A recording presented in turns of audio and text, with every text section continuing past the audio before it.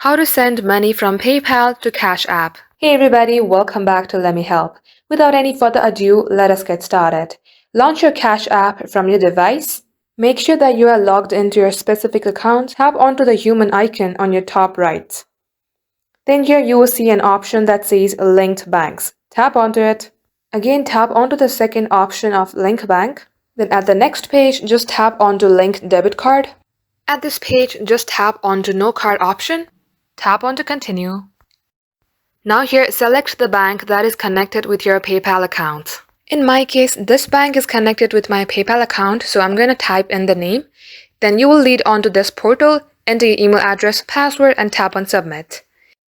And once your bank is connected, come back to your home page and tap onto the $sign on your left-hand side. Here, simply tap onto add cash. Then add a cash that you would like and tap onto add. Just like so, this is how it can be done. That's all for today. Thank you for watching the video till the very end. If you would like to see more of this, then do like and subscribe. We will get back to you soon.